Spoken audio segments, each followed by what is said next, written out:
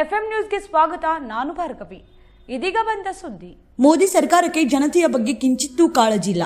Gas ಬೆಲೆ ಏರಿಕೆ ಕೇಂದ್ರ ಸರ್ಕಾರದ ವಿರುದ್ಧ ವಿಜಯಪುರದಲ್ಲಿ ಸಚಿವ ಯತೀಂದ್ರ ಸಿದ್ದರಾಮಯ್ಯ ಕಿಡಿಕಾರಿದ್ರು. ಜನರು ಹೇಗಾದ್ರೂ ಹಾಳಾಗಲಿ ಎಂದು ಬೆಲೆ ಏರಿಕೆ ಮಾಡಿದ್ದಾರೆ. ಬೆಲೆ ಏರಿಕೆಯಿಂದ ಜನತೆಗೆ ಹೊರೆ ಆಗುತ್ತಿದೆ. ಇದರಿಂದ ಆರ್ಥಿಕಕ್ಕೆ ಹೊಡೆತ ಬೀಳುತ್ತದೆ. ಆದರೆ ಕೇಂದ್ರದಲ್ಲಿ ನಮ್ಮ ಸರ್ಕಾರದ ಅವಧಿಯಲ್ಲಿ ಎಲ್ಲವೂ ಕಡಿಮೆ ಬೆಲೆ ಇತ್ತು. ನಮ್ಮ ಸರ್ಕಾರದ ಅವಧಿಯಲ್ಲಿ ಬಾಂಡ್ಗಳನ್ನು ಖರೀದಿ ಮಾಡಿ ಬೆಲೆ ಇಳಿಕೆ ಮಾಡಲಾಗಿತ್ತು. ಕಾಕ್ರೋಚ್ ಜನತಾ ಪಾರ್ಟಿ ಪ್ರತಿಭಟನೆ ಹಿನ್ನೆಲೆಯಲ್ಲಿ ಪ್ರಜಾಪ್ರಭುತ್ವದಲ್ಲಿ ಎಲ್ಲರಿಗೂ ಪ್ರತಿಭಟನೆ ಮಾಡುವ ಅವಕಾಶ ಇರುತ್ತದೆ. ಒಳ್ಳೆಯ ಉದ್ದೇಶದಿಂದ ಪ್ರತಿಭಟನೆ ಮಾಡಲಿ ಎಂದು ಸಚಿವ ಯತೀಂದ್ರ ಹೇಳಿದರು.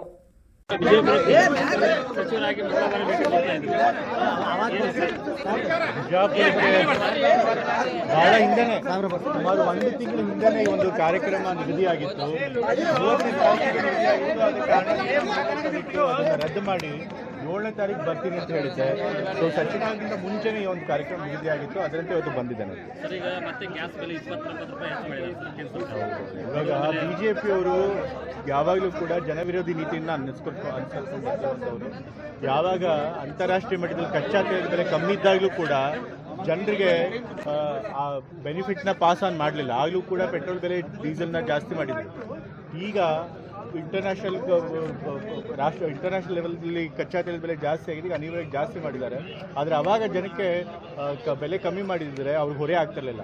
ನಮ್ಮ ಸರ್ಕಾರ ಇದ್ದಾಗ ನಾವು ಬಾಂಡ್ಗಳನ್ನೆಲ್ಲ ಖರೀದಿ ಮಾಡಿ ಜನರಿಗೆ ಹೊರೆ ಆಗಬಾರ್ದು ಅಂತ ಹೇಳಿ ಪೆಟ್ರೋಲ್ ಡೀಸೆಲ್ ಬೆಲೆ ಕಮ್ಮಿ ಮಾಡಿದ್ವಿ. ಆದರೆ ಮೋದಿಯವ್ರ ಸರ್ಕಾರ ಜನರ ಬಗ್ಗೆ ಒಂದಿಷ್ಟು ಕಿಂಚಿತ್ತು ಯೋಚನೆ ಇಲ್ಲದೆ, ಕಾಳಜಿ ಇಲ್ಲದೆ, ಜನ ಹೇಗಾದರೂ ಹಾಳಾಗಿ ಹೋಗಲಿ ಅಂತ ಹೇಳಿ ಬೆಲೆ ಜಾಸ್ತಿ ಮಾಡಿದ್ದಾರೆ. ಬಟ್ ಇದರಿಂದ ಜನಕ್ಕೆ ಹೊರೆ ಆಗುತ್ತೆ ಮತ್ತು ಇದ್ರ ಮೇಲೆ ಕ್ಯಾಸ್ಕೇಡಿಂಗ್ ಎಫೆಕ್ಟ್ ಕೂಡ ಆಗುತ್ತೆ. ಆರ್ಥಿಕ ವ್ಯವಸ್ಥೆ ಮೇಲೆ ಕೂಡ ಪರಿಣಾಮ ಬೀಳುತ್ತೆ. ಈಗ ಪ್ರಜಾಪ್ರಭುತ್ವ ವ್ಯವಸ್ಥೆಯಲ್ಲಿ ಎಲ್ಲರಿಗೂ ಕೂಡ ಪ್ರತಿಭಟನೆ ಮಾಡೋದಕ್ಕೆ ಅವಕಾಶ ಇರುತ್ತೆ.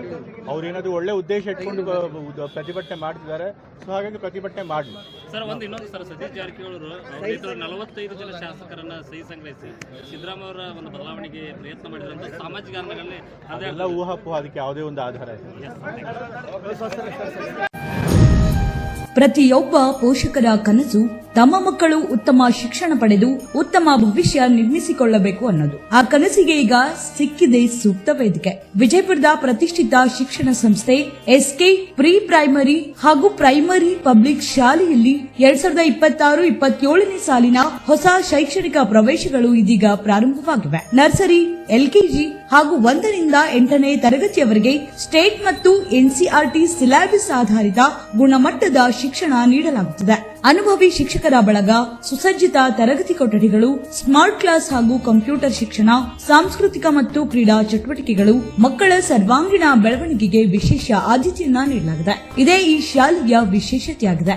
ಮಾತ್ರವಲ್ಲದೆ 6, 7 ಮತ್ತು 8ನೇ ತರಗತಿಯ ವಿದ್ಯಾರ್ಥಿಗಳಿಗೆ ಐಐಟಿ, ಜೆಇಇ ಹಾಗೂ ನೀಟ್ ಫೌಂಡೇಶನ್ ಕ್ಲಾಸ್ಗಳ ವ್ಯವಸ್ಥೆಯೂ ಕೂಡ ಇದೆ. ಸ್ಪರ್ಧಾತ್ಮಕ ಪರೀಕ್ಷೆಗಳತ್ತ ಮಕ್ಕಳನ್ನ ಬಾಲ್ಯದಲ್ಲಿಯೇ ತಯಾರಿಸುವ ವಿಶೇಷ ತರಬೇತಿ ಈ ಶಾಲೆಯಲ್ಲಿ ಲಭ್ಯವಿದೆ. ಕನ್ನಡ ಮತ್ತು ಇಂಗ್ಲಿಷ್ ಮಾಧ್ಯಮದಲ್ಲಿ ಶಿಕ್ಷಣ ಲಭ್ಯ. ಶಿಸ್ತು, ಸಂಸ್ಕಾರ ಮತ್ತು ಗುಣಮಟ್ಟದ ಶಿಕ್ಷಣಕ್ಕೆ ಆದ್ಯತೆ. ಮಕ್ಕಳ ಪ್ರತಿಭೆ ಅನಾವರಣಗೊಳಿಸುವ ಅನೇಕ ಕಾರ್ಯಕ್ರಮಗಳು. ನಿಮ್ಮ ಮಗುವಿನ ಉಜ್ವಲ ಭವಿಷ್ಯಕ್ಕಾಗಿ ಇಂದೇ ಪ್ರವೇಶ ಪಡೆಯಿರಿ. ವಿಳಾಸ ಎಸ್ಕೆ ಪ್ರೀ ಪ್ರೈಮರಿ ಹಾಗೂ ಪ್ರೈಮರಿ ಪಬ್ಲಿಕ್ ಶಾಲೆ, ಪ್ಲಾಟ್ ನಂಬರ್ 14, ತ್ರಿಮೂರ್ತಿ ನಗರ, ಭಾಗ್ಯವಂತಿ ಹಾಸ್ಪಿಟಲ್ ಹತ್ತಿರ, ಗೋಧೂಳಿ ನಗರ, ವಿಜಯಪುರ.